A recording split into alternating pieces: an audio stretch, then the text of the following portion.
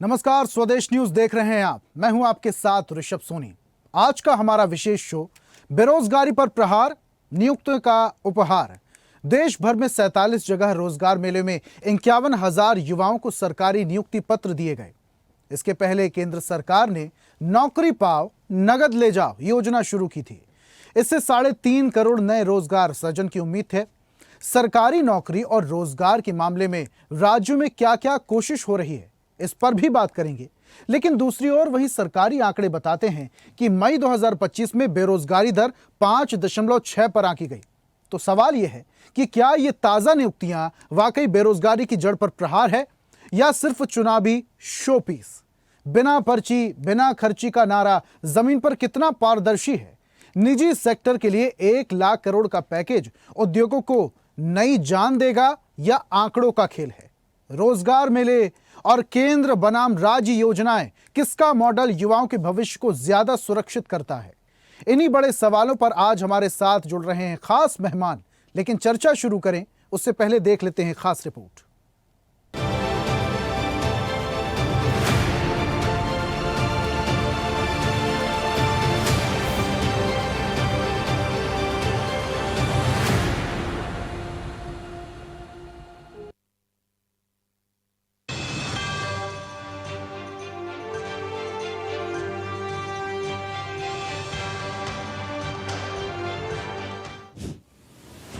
ये तस्वीरें उस महाअभियान का हिस्सा है जिसके तहत केंद्र सरकार देश भर में बेरोजगारी पर प्रहार कर रही है। देश भर में आज 47 जगह पर रोजगार मेलों का आयोजन हुआ।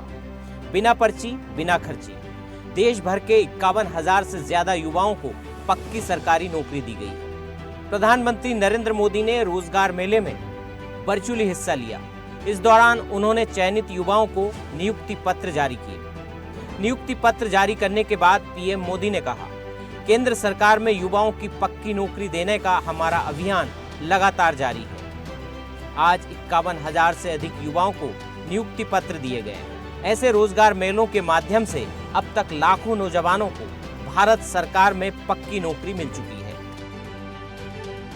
केंद्र सरकार में युवाओं को पक्की नौकरी देने का हमारा अभियान निरंतर जारी है और हमारी पहचान भी है बिना पर्ची बिना खर्ची। आज 51,000 से अधिक युवाओं को नियुक्ति पत्र दिए गए हैं। ऐसे रोजगार मेलों के माध्यम से अब तक लाखों नौजवानों को भारत सरकार में परमानेंट जॉब मिल चुकी है। दूसरी तरफ केंद्र का प्राइवेट सेक्टर में रोजगार के नए अवसरों के निर्माण पर भी जोर है। हाल ही में सरकार ने एक नई स्कीम के तहत रोजगार से जुड़ी प्रोत्साहन योजना शुरू की है। इसके अंतर्गत प्राइवेट सेक्टर में पहली बार रोजगार पाने वाले युवा को 15,000 रुपए दिए जाएंगे। इसके लिए सरकार ने करीब 1 लाख करोड़ रुपए का बजट बनाया है। इस योजना से लगभग 3.5 करोड़ रोजगार के निर्माण में मदद मिलेगी। प्राइवेट सेक्टर में पहली बार रोजगार पाने वाले युवा को 15,000 रुपये देगी। यानी पहली नौकरी की पहली सैलरी में सरकार अपना योगदान देगी। इसके लिए सरकार ने करीब 1 लाख करोड़ रुपए का बजट बनाया है। इधर मध्य प्रदेश में भी डॉक्टर मोहन यादव सरकार बेरोजगारी पर प्रहार कर रही है। हाल ही में सरकार ने बिजली कंपनी में 30,000 नए पदों पर सीधी भर्ती करने का निर्णय लिया है। इसके साथ 13,000 से अधिक शिक्षकों के पद भी भरे जाएंगे। मुझे इस बात की प्रसन्नता है, 1 लाख से ज्यादा पद की फिर नियुक्ति निकाल रहे हैं सभी प्रकार की। और अब तो विभाग इतने सारे हो गए, इनकी परीक्षा कराओ तो 100 के आसपास होती है अलग अलग। हमने कहा ये ज्यादा परीक्षा कराने में तो 3 साल लग जाएंगे, इसमें भी संशोधन करो। एक समान 3, 4, 5 वर्ग की परीक्षा कराओ। हालांकि मध्य प्रदेश में विपक्ष राज्य सरकार के निवेश और रोजगार सृजन अभियान से संतुष्ट नहीं है।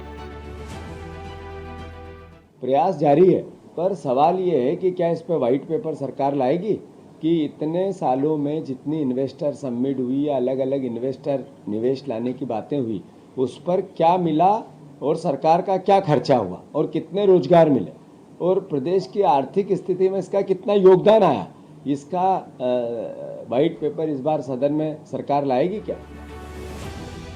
उधर उत्तर प्रदेश में भी बड़े पैमाने पर विभिन्न सरकारी विभागों में खाली पदों पर भर्ती प्रक्रिया शुरू हो गई है। यूपी रोडवेज में 5,000 महिला परिचालक की नियुक्ति होगी। इसके अलावा 44,000 होमगार्ड जवानों की भर्ती प्रक्रिया भी जल्द शुरू होने वाली है। नवंबर महीने से राज्य के स्कूलों में 1,93,000 रिक्त पदों पर भी भर्ती की प्रक्रिया शुरू होने की उम्मीद है। राज्य में 60,000 से अधिक कांस्टेबल के पदों पर भर्ती प्रक्रिया चल रही है। संविधान के द्वारा प्रदत्त आरक्षण की सुविधा का लाभ देते हुए मेरिट को ध्यान में रख करके इस प्रक्रिया को पूरी पारदर्शी तरीके से संपन्न करने का कार्य आज प्रदेश के अंदर हो रहा है और आज उसी का परिणाम है कि हम लोगों ने अकेले उत्तर प्रदेश पुलिस बल में पिछले 8 वर्ष में 2,16,000 पुलिस कार्मिकों की भर्ती की। केंद्र सरकार के सांख्यिकी और कार्यक्रम कार्यान्वयन मंत्रालय ने पहली बार मासिक आधार पर श्रम बल सर्वेक्षण जारी किया है, जिससे देश में वास्तविक समय में बेरोजगारी की निगरानी की जा सके। देश में बेरोजगारी की दर की बात करें तो मई माह 2025 में बेरोजगारी दर 5.6% थी। शहरी क्षेत्रों में बेरोजगारी दर 17.9% थी, जबकि ग्रामीण क्षेत्रों में 13.7% थी। युवा बेरोजगारी की बात करें तो 15 से 29 आयु वर्ग के लोगों में बेरोजगारी दर 15% थी। पुरुष और महिला बेरोजगारी के आंकड़ों पर गौर करें तो मई में पुरुषों में बेरोजगारी दर 5.6% और महिलाओं में 5.8% थी। सरकार इन आंकड़ों को कम करने का न सिर्फ सरकारी स्तर पर बल्कि बड़े पैमाने पर निवेश के जरिए निजी क्षेत्र में रोजगार सृजन के माध्यम से आंकड़ों को कम करने की कोशिश में जुटी है। हालांकि centre for monitoring Indian economy के आंकड़े बताते हैं कि पिछले वर्षों में बेरोजगारी की दर बढ़ी है। अब सरकारों के प्रयास कितने सार्थक होंगे, ये आने वाले समय में स्पष्ट होगा। विजय नंदन, स्वदेश न्यूज।